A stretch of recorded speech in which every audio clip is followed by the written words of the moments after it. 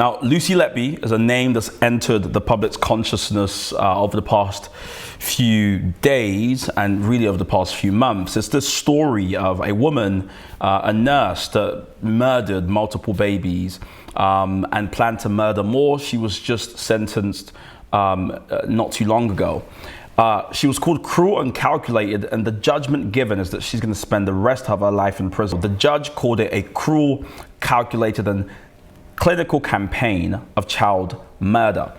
What's interesting about her case is when she was going to be sentenced, she actually refused to appear in court, saying that she would rather kind of receive it from where she was. And Rishi Sunak and other political leaders are vowing, if you like, to change the law on this so that, murder convicts, folks who are guilty of murder and all other crimes can't just refuse to be there when they're being sentenced. Now, some of the people who are involved in this case, some of the victims of her, there's some whose children died, but also some whose children didn't die, but now are disabled, are suffering with great trauma. And some of them discuss this story as sort of being out of a horror story. Now, there's only really 3 other women that have been given whole life terms like this in British legal history. You've got Myra Hindley, Rosemary West, and Joanna Denny, I believe. Now, in terms of what happened with the story, it is very tragic, it's very sad, but this story's led to the general onslaught of questions that NHS is being faced with. Of course, there's conversations about, is the NHS cost effective? Will it work in the future with the aging population? But there's also great questions about how it's run, right? And the managerial system, the separation between consultants and professional managers that add to the bureaucracy of the NHS. Now, let's take a deeper look at this case and what actually happened, because quite a few people are citing kind of racial injustice, making a case for maybe if she was a different race, this wouldn't have been allowed to happen. There are many, many things we'll get into in a minute, but I suppose one of the big questions that's been asked of the NHS now is it fit for purpose in terms of its managerial system? The NHS has always faced questions about how it copes with an aging population, these sort of things. But now deeper questions are being asked about how it's run. Is the managerial system in the NHS why, Lucy was able to kill so many babies for so long, and why wasn't, this addressed sooner? Why weren't more babies saved, essentially?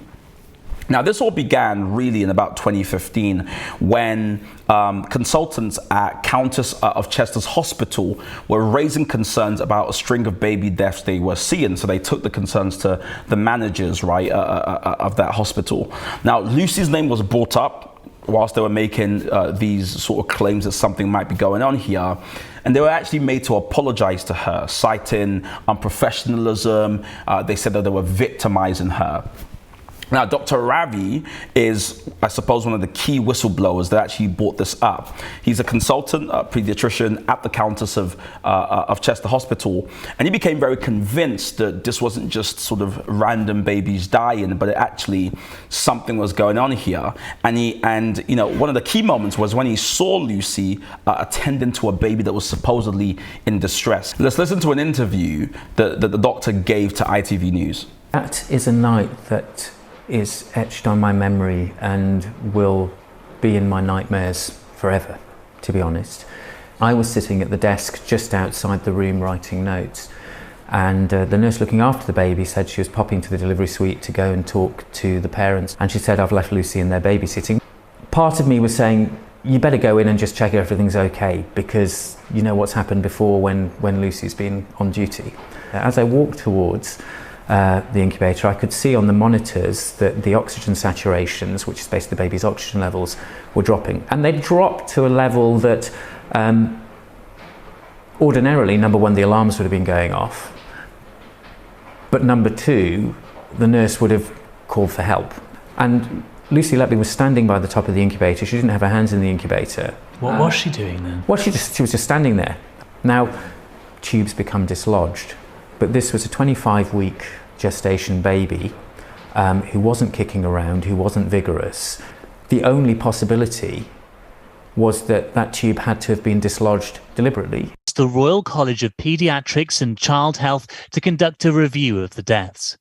In redacted paragraphs we've seen, its report concluded that Lucy Letby was an enthusiastic, capable and committed nurse, that there was nothing about her background that was suspicious, and that concerned doctors had been going with gut feeling. Those doctors were summoned to another meeting with executives who now accused them. We bullied her.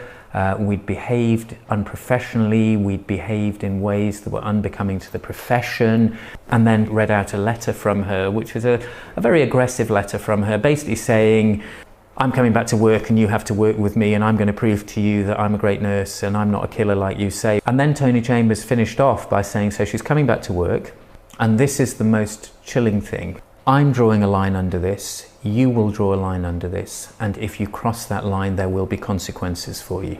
You were asked in court, why didn't you just phone the police if you had concerns? But here is the chief executive of the hospital, your boss, saying if you take any further action, there will be consequences for you. You have to draw a line under it. I mean, that must be an impossible position for you to be in. It's an utterly impossible and a Kafkaesque situation to be in. As well, we were told when we initially raised concerns that if we call the police, there'll be blue and white tape everywhere, that's the end of the unit. It would be really bad for the reputation of the trust. I mean, it's pretty stunning. There's so much to say about this sort of story and what's just been reported to us here. Important to note that other consultants flagged concerns as well. As was said, the doctor met with multiple colleagues and they all went to raise their concerns. And it's been said, I mean, he says later in this very interview that if they had acted sooner, there is probably 3 to 4 children that would be alive going to school right now.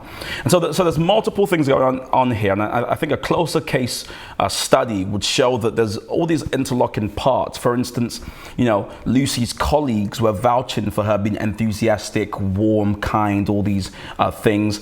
It was very hard to prove, you know, very clearly through evidence exactly what she'd done that led to the babies dying. And then you have all these other things at play, the managerial system in the NHS, where it seems like the major concern of the then CEO who resigned with a multi-million pound pension, by the way, his main concern seemed to be the reputation of the trust and how the trust might be seen. And so there's conversations obviously about whether it's patient care front and center when it comes to the NHS, or is it about sort of targets and ensuring that, you know, you don't harm the reputation of the trust, etc., etc. Now, management typically is set up to sort of keep things at bay, quash and quell any sort of uprising or anything that might cause, you know, undue focus. I mean, who wants an investigation on their ward about a potential murderer being there? But rather than casting aspersions as to all that, that's obviously part of it. What I've seen on social media and even you know, on news from commentators is this sort of big divide, I suppose, that's starting to show up about race and the part that race plays in this. It's no surprise that Dr. Jairam, who was a key whistleblower, is a person of color. And folks are saying, well, if he was white, he would have been taken more seriously. If Lucy Letby wasn't a white woman, she would have been under more suspicion and would have been fired, you know, and wouldn't have been allowed to kill for so long. And of course, it's very difficult to prove these points, but I do find it quite fascinating, the coverage. Let's look at 2 commentators who we often see appear on the news here in the UK and what they've said about this situation. We'll start with Dr. Shola, and there's what she said. Now, Dr. Shola says here, Lucy Letby exemplifies how ideology of whiteness keeps Britain in a chokehold. They believed her tears and denials, even though evidence said otherwise, for no other reason than she's white. A black or brown nurse would have been reported to the police immediately and sacked for suspicion. Now, of course, it's hard to say this is totally not true because we've never seen a case like this. But it's also hard to say that, no, absolutely, you know, what she's saying is what would have happened, because again, we've never seen something like this. I do find it a bit difficult though, because as we've seen in this case, there's multiple interlocking parts. Does race play a fact? I think you'd have to be very ignorant to say we live in a colorblind society where race doesn't play a part in what we think about people, how suspicious we are of people, how much we believe and trust people. But is race the only thing? Well, no. I think that would be an equally naive point to make, to see this solely as an exchange of different races, especially for this particular case.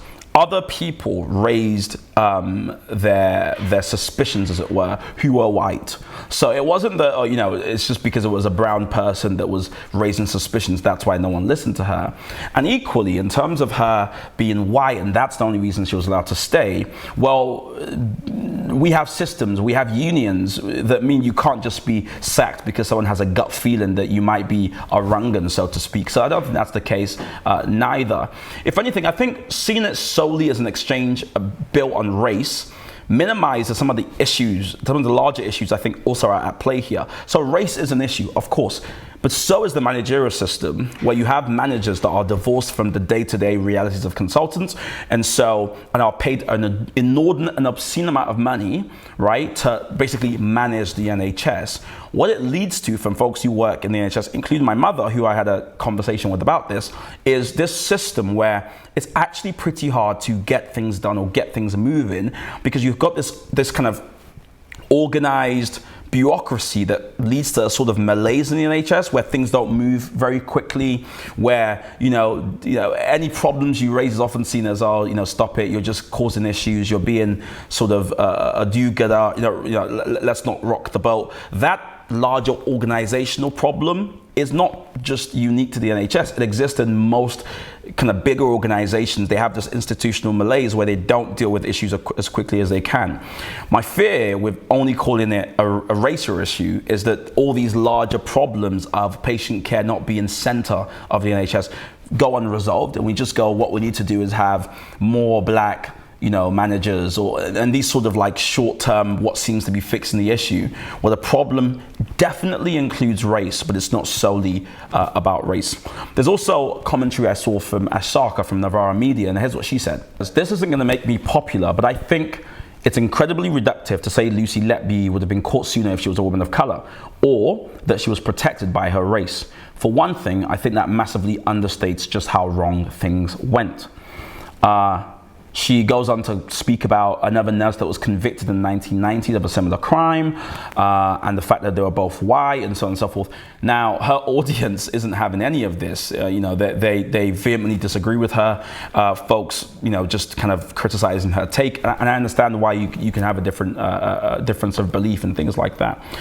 But on this occasion, I'm more inclined to agree with her. Now, of course, I don't agree that racism. I think race is a key feature, is a key part of this, but I don't think it's only race. And so I think it's reductive, and so that's where the agreement is. I think it's reductive to call it simply a racial kind of bias issue. It's a much larger issue about institutional malaise, about lack of patient care, organized sort of management that's just corporation-like, and something that's a public service, and so doesn't really belong in the public service. These are larger issues at play here, and it's important to keep in mind as well. These are lives were lost, right? Lives were lost. You've got children who did survive. Some of them are disabled, and so there's great pain. And I suppose I would love to see kind of the victims and how this can be avoided in the future be a part of this. What I don't think should happen is sort of debates about race. Whereas folks say it's not racist, folks say it's racist, and we kind of go our separate ways. I don't think that's productive for anybody. If anything, it doesn't get to how something like this never happens again. If we live in a colorblind society, maybe this would happen less. But I also think black people can be criminals, and white people can be criminals. So it's not solely a racial thing. It's about having systems that can catch, or at best prevent, things from ever getting this bad in the first place.